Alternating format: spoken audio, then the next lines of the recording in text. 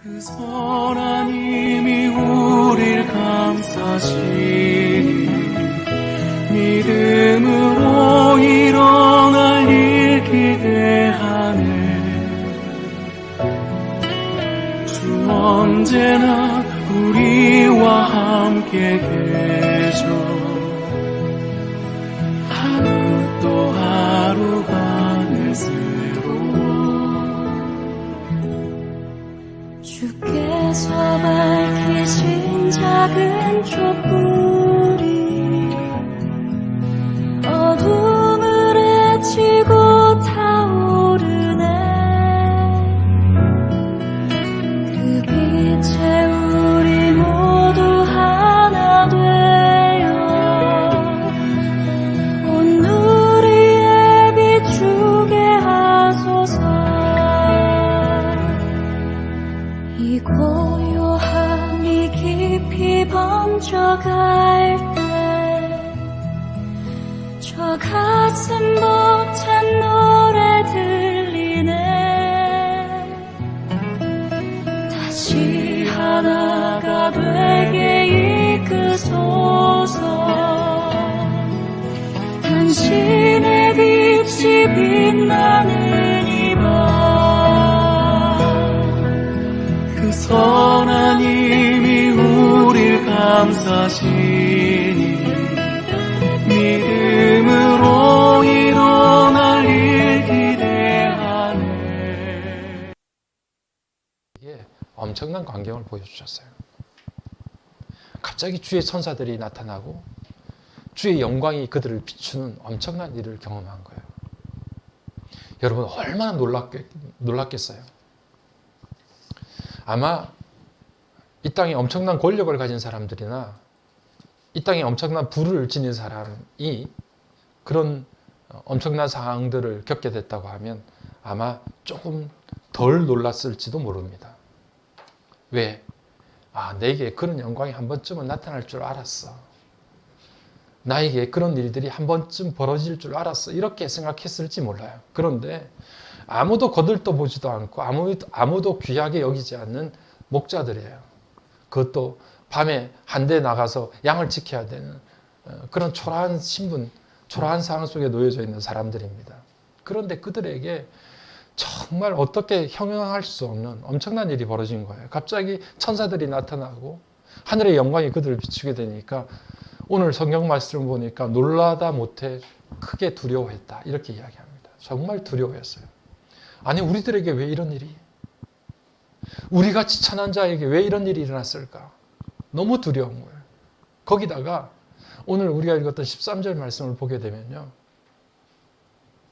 하늘에 천사들뿐 아니라 천군 천사들이 하나님의 군대와 하나님의 천사들이 나타나서 하늘에는 영광이요 땅에서는 하나님이 기뻐하시는 자들 중에 평화로다. 이런 찬양이 막 울려 퍼지는 거예요. 여러분 한번 상상해 보십시오. 우리는 아이들이 나와서 성탄절 날 축하 메시지하고 뭐 하는 거 하늘에는 영광이요 땅에서는 하나님이 기뻐하심을 입은 자들 중에 평화로다 이렇게 이야기하고 암송하는 것을 들어봤지. 여러분 한번 생각해 보세요. 하늘의 천군과 천사들이 갑자기 나타나서 하늘이 열리고 그들이 불렀던 그 찬양 소리가 얼마나 엄청났겠어요. 하늘에는 하나님께 영광이요 땅에서는 하나님께 기뻐하심을 입은 자들 중에 평화로다 라고 찬양을 하는데 그 어마어마한 소리가 어떤 오케스트라 소리보다 더 크고 웅장했던 그 소리가 목자들의 귀에 울려 퍼졌을 때 얼마나 놀라웠겠어요. 이 엄청난 광경을 목자들이 경험한 거예요. 여러분 그 찬양을 저도 오늘 설교를 하면서 본문을 곰곰이 다시 살펴보니까 땅에는 하나님이 기뻐하시는 사람들 중에 평화로다 그렇게 이야기를 하더라고요. 그 많은 천군 천사들이 불렀던 찬양의 내용이 그래요. 그러니까 아무나 다 평화가 아니에요. 성탄절이라고 해서 누구의 가슴 속에도 평화가 찾아오는 게 아니라 정말 하나님이 기뻐하시는 영혼들에게 하늘의 평화가 임해요. 정말 그 주님을 내 심령 가운데 모시고 주님이 이 땅에 오셔야 될 이유와 목적을 바라보고 그것이 너무 감사하고 너무 기쁘고 즐겁고 그 주님이 나를 위해 오셨다는 사실을 내 마음속에 깨닫게 된 하나님이 기뻐하시는 자들 중에 하늘에 참된 평화가 임한다고 그렇게 말씀합니다. 오늘 이 자리에 참여한 저와 여러분들의 마음속에 그런 하늘의 평화가 넘쳐나기를 주의 이름으로 간절히 축복합니다.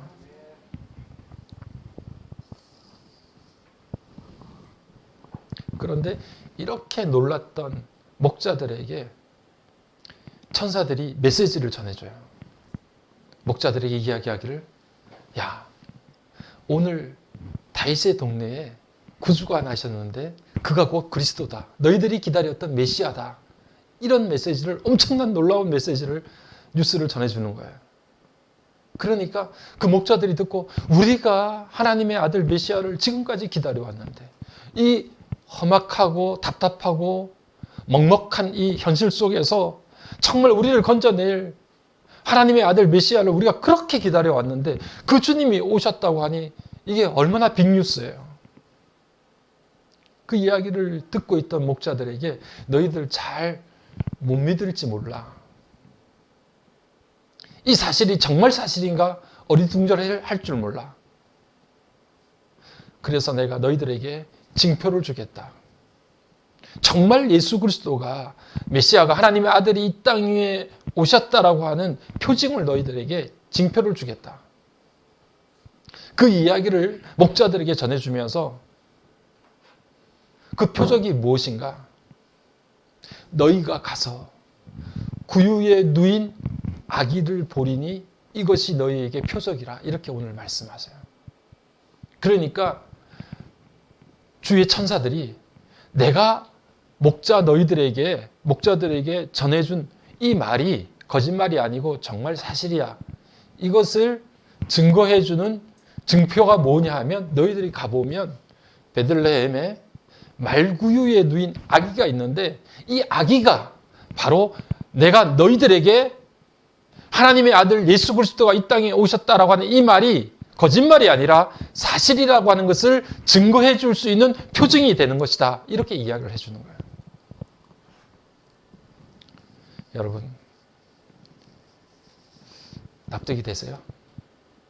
저는 성탄의 메시지 중에서 이 말만큼 이해가 잘 안 되는 말이 없어요. 여러분, 우리가 한번 생각해 보세요.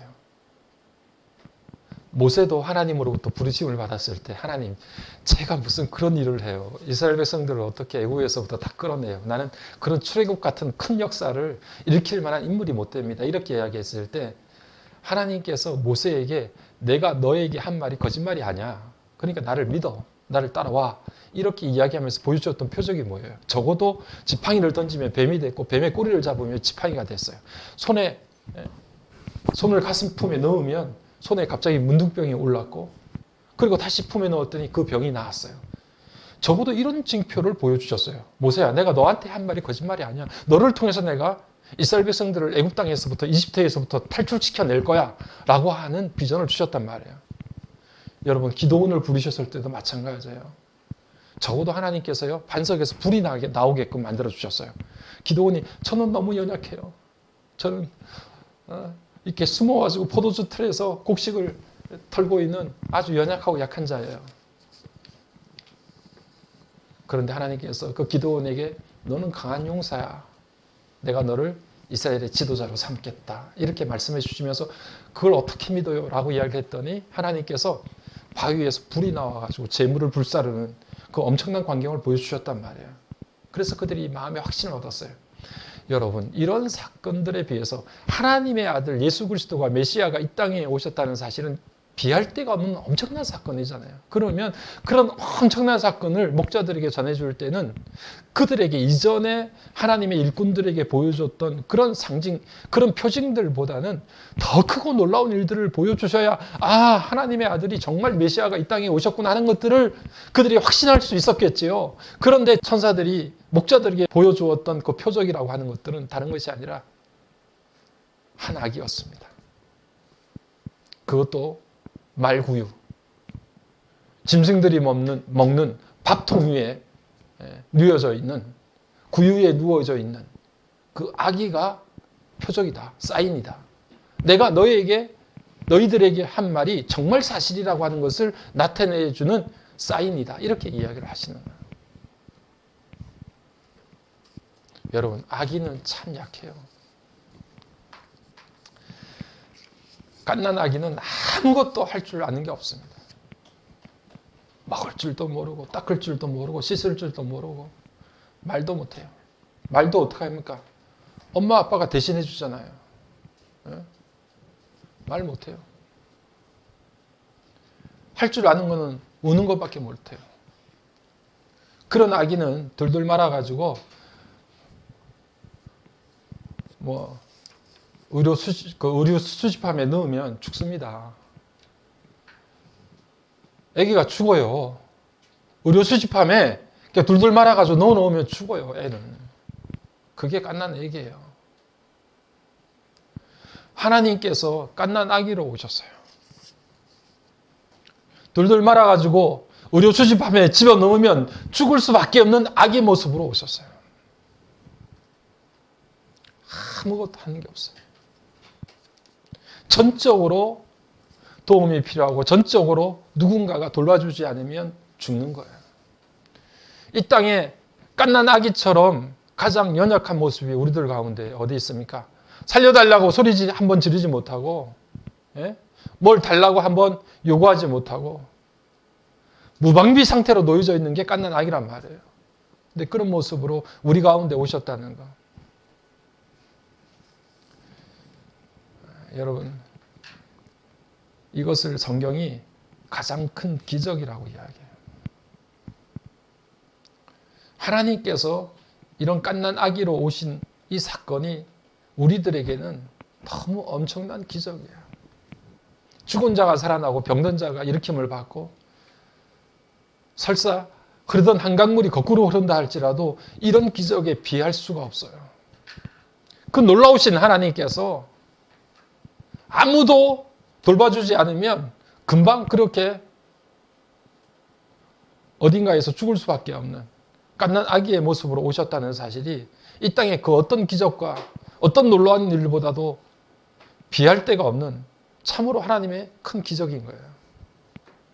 오늘 목자들에게 주의 천사들이 너희 가서 구유에 누인 아기를 보라.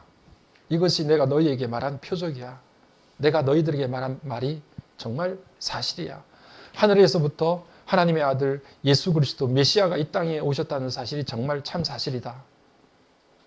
이 이야기가 이것을 증명해줘. 가서 보면 분명히 아기를 보게 될 거야. 이렇게 이야기를 해주는 거예요.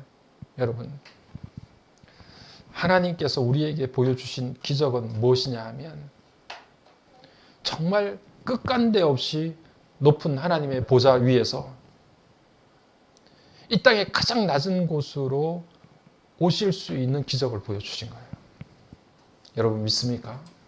예, 이 기적을 믿으셔야 돼요. 우리가 상상도 못할 그 높은 곳에 계신 하나님께서 이 땅의 가장 연약하고 약한 모습으로 우리 가운데 임하셨다는 이 기적을 우리에게 나타내어 보여주시기를 원하셨다는 거예요. 여러분, 우리는 다 성탄절을 생각하면서 이런저런 생각들을 많이 합니다. 그런데 성탄절이 우리에게 주는 단 한 가지의 강력한 메시지는 다른 게 아니에요. 약해지는 겁니다. 하나님이 우리를 위해서 얼마만큼 약해질 수 있는가. 정말 살아계신 하나님께서 그렇게 강력하시고 모든 권세, 이 땅의 만물을 창조하신 하나님께서 우리를 위해서 얼마만큼 더 연약해지실 수 있는가 하는 것들을 나타내 보여주신 사건이 성탄절이에요. 예수님이십니다.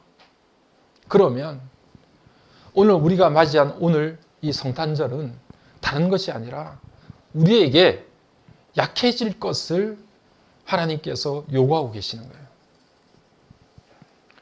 너희들도 약해져야 한다. 뜬금없이 한번 따라해 봅시다. 약해지자.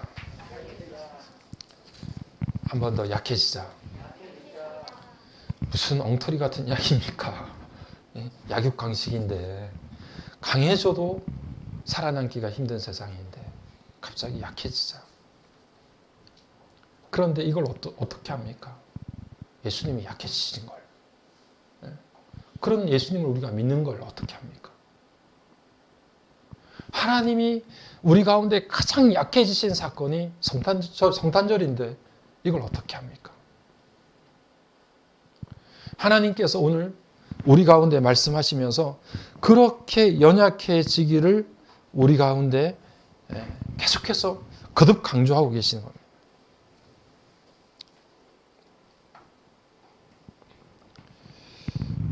제가 운동을 좀 해보니까요. 모든 운동이 가장 어려운 게 있더라고요. 20년 가까이 막 이렇게 30년 가까이 운동을 해도 제일 힘든 게 있어요. 뭐냐 하니까 몸에 힘을 빼는 게 그렇게 힘들어요. 예, 여러분 한번 보세요. 공을 가지고 하는 뭔가를 가지고 하는 스포츠 중에서 몸에 힘이 들어가서 제대로 되는 게 아무것도 없습니다. 골프를 치든 축구를 하든 배드민턴을 치든 탁구를 치든 테니스를 하든 어떤 운동을 하든 간에 몸에 힘이 잔뜩 들어가서 될 수 있는 게 아무것도 없어요. 어떻게 하면 선수들은 몸에 힘을 뺄까? 자기도 모르게 긴장돼서 몸에 힘이 꽉 들어가는 것을 어떻게 하면 뺄 수 있을까? 이게 고민거리예요.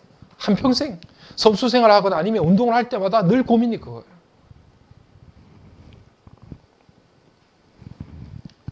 오늘 우리 아이들 이렇게 찬양했는데 아빠 둘이서 저희들 토요일 같이 성경 공부를 저랑 같이 했거든요.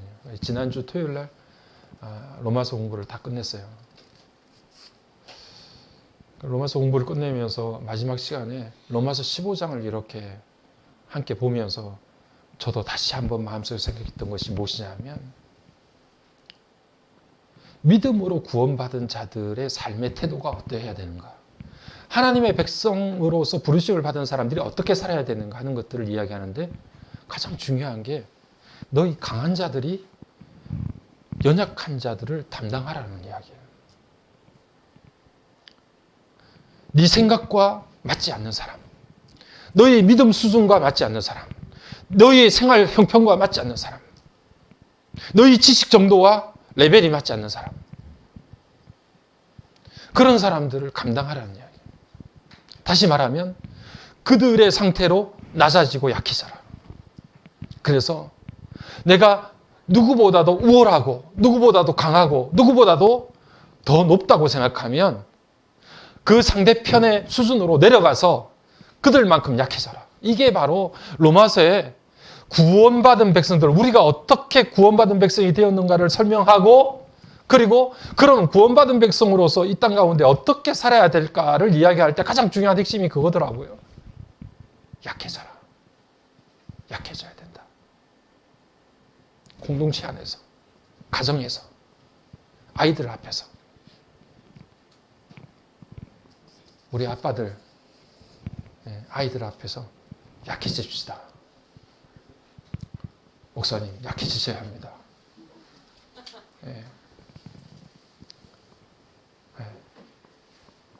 아이들 앞에서 약해지는 아빠가 될수록 아이들이 바뀔 확률이 높아요. 그죠? 높아요.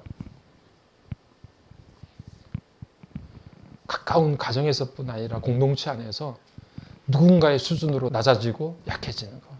결국에는 우리가 함께 하나 되어지는 귀한 역사가 그 가운데 일어나게 됩니다. 물질도 마찬가지고 권력도 마찬가지고 우리가 몇 주 전에 물질에 관해서도 여러분에게 말씀을 드렸지만 다 부자 되세요. 오늘 우리 여기 이 자리에 앉아 계신 분들 다 부자 되시고 저 뒤에 계신 분도 부자 되시고 부자 되세요. 그런데 성경이 말하는 부자는 뭐냐면 부자가 되었다고 해서 마음을 높여서 교만해지지 말고 그 다음에 뭡니까? 선한 일, 선한 사업에 힘쓰고 나눠주기를 좋아하고 너그러운 마음 가지라는 거예요. 그게 부자예요. 성경이 말하는. 그러니까 내가 부자가 돼야 될 분명한 목적의식이 있는 사람. 내가 부자가 돼서 뭘 어떻게 해야 될지에 대해서 분명히 아는 사람. 그게 성경이 말하는 부자가 될 사람의 조건이에요. 오늘 여러분 그 목적을 분명히 알고 있으면 여러분 다 부자 되셔도 좋아요. 그래서 정말 하나님의 사업을 위해서 열심히 일하시고 선한 사업, 연약하고 약한 자들 담당해서 나눠주기 좋아하고, 예. 그런 의미에서 정말 다시 한번 축복하는데 우리 모두 부자 됐으면 좋겠습니다. 할렐루야. 예, 부자 됐으면 좋겠어요.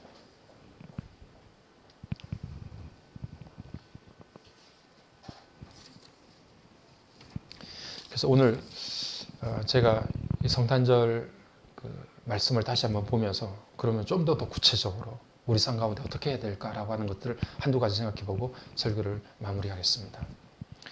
제가 이 성탄절의 의미를 정말 예수님께서 그렇게 우리 가운데 오셨다라는 것을 다시 한번 생각해 보면서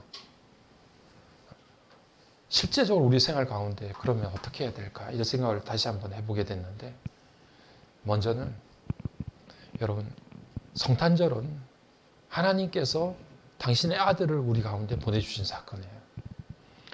하나님께서 다른 방법이 있었다라고 하면 여러분 예수님을 이 땅 가운데 그 아기로, 지금 조금 전에 말씀드린 것처럼 그렇게 연약한 아기로 보내셨겠습니까?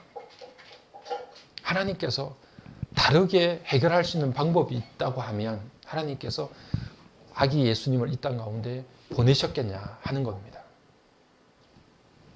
아무 방법이 없어요. 하나님이 예수 그리스도를 이 땅 가운데 태어나게 하시는 어린 갓난 아기로 오게 하시는 방법 위에는 우리를 구원해 주실 수 있는 방법이 아무것도 없어요. 그러니까 예수님을 이 땅에 보내주신 거예요. 우리 스스로 우리를 건져낼 만한, 우리가 구원할 만한 어떤 능력이 조금이라도 있었다고 하면 하나님이 그런 방법을 택하지 않으셨겠죠. 그런데 아무 방법이 없어. 아무 대책이 없어. 그러니까 하나님께서 그 엄청난 기적을 베풀어 주신 거예요. 그 높은 보좌에서 저렇게 가장 낮은 자리로 예수님을 보내주셨어요. 그러니까 성탄절은 다른 것보다도 우리의 자존심을 버리는 날이에요. 뭘 버려요? 우리 자존심 버리는 날이에요. 뭡니까? 우리는 아무것도 할 수 없으니까 하나님이 그 방법 택하신 거예요. 내가 나를 구원할 수 있는 어떤 방법도 강구할 수 있는 능력이 내게 없기 때문에 하나님께서 아들을 보내주신 날이 성탄절이에요. 그러니까 우리 안에 있는 자존심을 다 버려야 돼요. 그래야 예수 맞이할 수 있어요. 나는 아무것도 할 수 없다라고 하는 것을 절대 무능을 하나님 앞에 고백할 수 있어요. 주님 영접할 수 있어요. 자꾸만 내 안에 작은 자존심들, 내가 그래도 뭔가를 할 수 있는데, 내가 어떤 거 할 수 있는데, 이런 자존심을 세우게 되면 예수님을, 우리 가운데 아기 예수님을 영접하지 못하죠. 오늘 우리의 자존심을 완전 포기하는 날, 성탄절입니다. 그렇게 하나님 앞에 우리의 자존심을 포기하게 될 때 사람들 앞에서도 자존심 포기하게 돼요. 우리가 영적 자존감은 높이되 하나님과 사람 앞에서는 자존심을 내던질 수 있는, 버릴 수 있는 날이 성탄절이 되기를 간절히 소망합니다. 이 자존심이 사람을 망하게 만들잖아요. 자존심뿐 아니라 모든 영광과 명예도 버려야 돼요, 사실은. 그래서 우리가 내일은 12월 마지막 주 무명의 주일이다 해가지고 내일 김홍근 목사님이 오셔서 설교는 하시지만 1년에 한 번씩 주보에 섬기는 사람들 이름을 다 뺍니다. 저를 포함해서. 왜냐하면 12월 마지막 주일이 있는 것처럼 우리 인생의 마지막 순간이 있다라고 하는 것을 기억하기 위해서. 그리고 이것이 누구 몇 사람의 일이 아니라 상징적으로 그렇게 하는 거예요. 이 주보 위에 올려진 이름이 언젠가 지워질 날이 분명히 있다. 목사인 나도, 섬기는 사람들의 이름도 사라지는 순간이 분명히 있다. 우리 주님도 그렇게 낮아지셨는데 우리도 이름 없이 빛도 없이 주님 앞에 섬기는 삶을 살아야 한다. 이게 성탄절의 의미이자 한 해의 끝자락에서 하나님께서 우리에게 주시는 하나님의 메시지가 아닐까 하는 생각을 해보는 거죠. 마지막으로 저희가 청년선교센터를 꿈꾸면서 기도하고 있습니다. 하나님께서 어떻게 이루어 주실지 저는 알지 못합니다. 우리가 또 그 일을 어떻게 만들어 가야 될지 알지 못해요. 그런데 제가 요즘에 좀 고민하는 문제가 있어요. 제가 어떤 그 영상을 통해서 TV와 영상을 통해서 그 청년들 사역을 하는 어떤 신부님을 한번 이렇게 본 적이 있는데 이문수 신부라고 하는 분인데 이분이 이제 뭐 저희 그 처가가 정릉인데 그 정릉을 가면서도 제가 한 번도 가보지는 못했어요. 근데 정릉시장에 청년 문간이라고 해가지고 3,000원 김치찌개집을 운영하고 근데 이분이 우리 교회 시작한 것과 비슷하게 그 김치찌개집을 했어요. 근데 이분이 3,000원짜리 김치찌개집을 한 이유가 뭐냐면 어느 날 그 고시원에서 한 청년이 2015년쯤인가요? 고시원에서 먹지 못해서 굶어 죽은 청년 기사가 나왔어요. 고시원에 있다가 다른 걸로 죽은 게 아니라 굶어서 죽은 거예요. 청년 하나가. 그래서 이 기사, 이 뉴스를 듣고 이 신부님이 충격을 받으신 거야. 그래서 지금도 못 먹어서 굶어 죽는 애가 있구나. 이거를 이제 아시게 된 거예요. 그래서 걔네들을 위해서 적어도 청년들을 위해서 밥이라도 먹여야 된다. 해가지고 3,000원짜리 김치찌개 식당을 내놓고 밥 무한 리필하고 뭐 해가지고 거기에서 청년들이 와서 밥을 먹게 하는데 여러 가지 이제 한 몇 년 되니까 이 노하우가 있더라고요. 애들이 이제 걔네들만 오면 눈치 보면서 안 오니까 뭐 어른들도 오게 하고 일반인들도 올 수 있도록 그래서 지금도 상당히 많이 오더라고요. 정릉에만 하더라도 하루에 한 70명 정도가 밥 먹고 간대요. 근데 이제 오면 어른들 같은 경우에는 오늘 제가 여기 앉아 있는 사람 밥값 다 내고 갑니다. 해가지고 밥값도 3,000원이니까 10명 해도 뭐 3만 원이잖아요. 3만 원. 10명 밥값 내고 가는 거예요. 그러면 아마 거기에 있는 분들 밥값을 다 안 받는 것 같아요. 그러니까 이제 청년들이 누군가가 와서 자기 3,000원 밥값을 내주는 거에 대해서 굉장히 고마워하더래요. 어쨌든 그렇게 하면서 하는데 거기에서 이제 끝난 게 아니라 한 1년 반쯤인가 그 미국에서 목회하시던 최운영 목사님이라고 하는 분이 계시는데 이분이 이제 미국에서 이민 목회를 한 부목사부터 담임 목회까지 한 17년 정도 하고 계셨던 분이에요. 그런데 담임 목회를 한 7, 8년 하고 보니까 점점 이 목회가 너무 힘들고 어렵더래요. 왜냐하면 뭐가 힘드냐면 이 목사로서 내가 이렇게 살아도 되나? 시간이 갈수록 점점 나한테 많은 것들이 주어지고 연봉도 올라가고 뭐 좋은 환경들이 주어지는데 내가 만난 성경에서 만난 예수는 그런 사람이 아닌데 그런 분이 아니신데 내가 이렇게 살아서 그냥 이렇게 목회를 마무리하는 게 맞나? 이런 생각이 들면서 계속 목회 회의가 생기기 시작하더래요. 저도 그런 좀 회의가 들었으면 좋겠어요. 목사님, 우리도 좀 부자 되고 잘 돼가지고 이 목사 이렇게 해도 되나?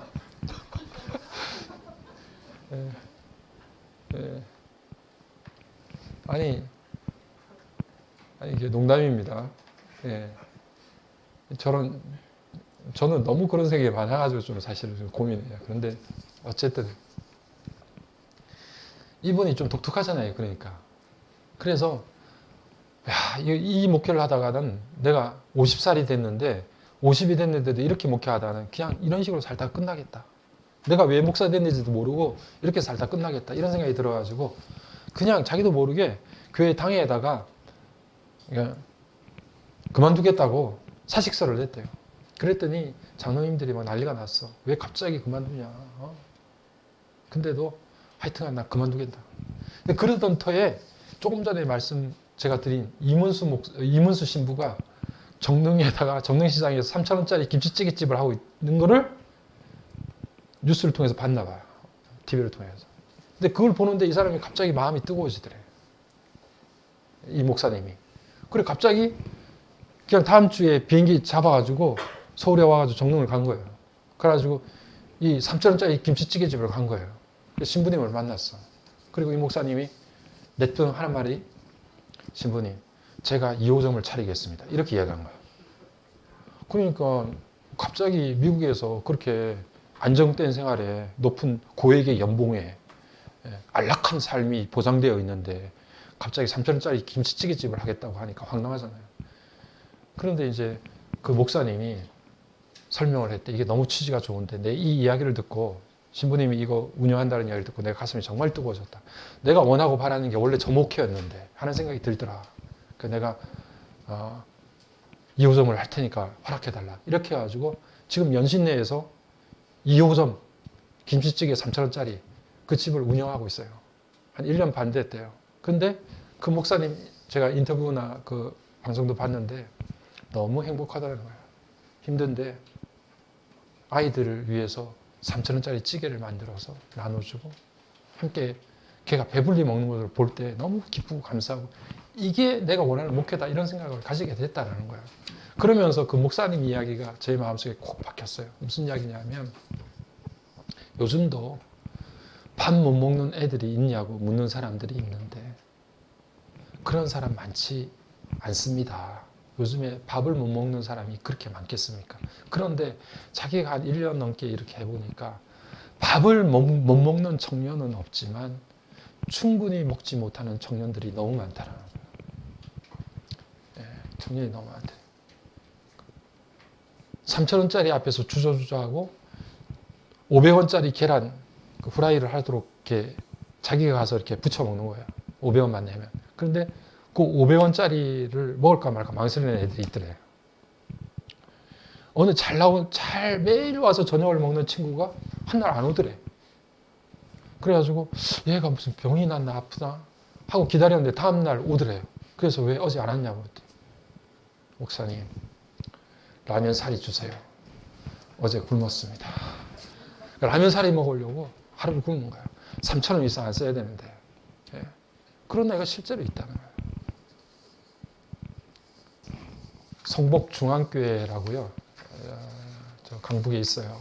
저희 교단교회인데 보니까 저희 신대원 동기 목사더라고요. 거기도 고대 학생들을 위해서 아침밥을 해요. 한 100명 정도가 와서 아침밥을 먹어요. 새벽 만나라고 거기는 부르고 강남교회도 물론 이제 고시촌 그 노량진 학생들을 위해서 아침밥을 짓기는 하는데 근데 성복중앙교회도 거기 그렇게 하는데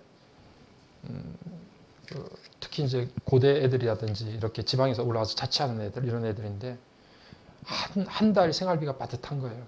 뭐 알바를 열심히 해도 뭐 원룸 그 한 달 렌트비 내고 뭐 하면 빠듯하니까 빠듯한 생활 가운데 줄이려고 하면 뭘 줄이겠어요? 먹는 거 줄이는 거예요. 식비를 딱 줄여 애들이. 돈이 빠듯하면. 그러니까 잘 먹지를 못하는 거예요. 그래가지고 거기서 새벽 아침밥을 100명분을 해가지고 매일 이제 애들한테 제공을 하는데 세 가지 중요한 그 강조점이 있더라고요. 그 아침밥을 할 때. 첫 번째 균형 잡힌 식생활. 두 번째 그 국내산. 모든 식품은 국내산을 사용하자. 성복중앙교회에서 하는. 세 번째가 뭐냐면 전도하지 말 것. 목사님이 그 아침밥을 할 때 강조하는 세 가지. 두 가지는 이해가 되는데 한 가지 이해 잘 안 되죠. 전도하지 말 것. 그러니까 그 아침밥 한 그릇 먹이면서 전도하는 것 때문에 애들 밥 먹는 거 체하게 하지 말라. 그게 부담스러워서 안 와서 밥 못 먹게 하지 말라는 이야기예요. 저는 우리가 앞으로 꿈꾸는 청년 비전 센터가 다 괜찮은 것 같아요. 오피스텔에 살고 뭐 다 하는 것 같아요. 근데 분명히 힘든 애들이 있어요. 우리가 그 청년들을 품을 수 있는 다음 세대를 품는 센터가 만들어졌으면 좋겠어요. 우리가 그 공간을 통해서 뭔가를 남기는 게 아니라 아이들을 위해서 더 많이 다음 세대를 위해서 투자하고 헌신하고 쏟아부어 줄 수 있는. 그래서 아이들이 교회를 다니든 안 다니든 예수를 믿든 안 믿든 간에 그 안에 뭔가 따뜻한 품을 안고 돌아갈 수 있는 그런 비전센터. 제가 그 비전센터 이름을 어제서야 마음속에 확정을 했어요. 여러분 듣고 싶지 않으세요? 시간이 지금 지나서 약간 지루하신가요? 그 비전센터의 이름을 뭐라고 제가 생각하냐면 꿈. 따라해보세요. 꿈. 라틴어에 CUM이라고 알파벳을 쓰면 이게 쿰인데 쿰이 발음이 거의 안 나는 쿰이라서 우리말로 들으면 약간 꿈 이렇게 비슷하게 들려요. 근데 이 뜻이 뭐냐면 함께라는 뜻이에요. 그래서 우리말의 꿈과도 의미가 있고 또 그 원래 라틴어의 함께라고 하는 의미도 있다. 그래서 카페 이름도 꿈 카페, 꿈센터,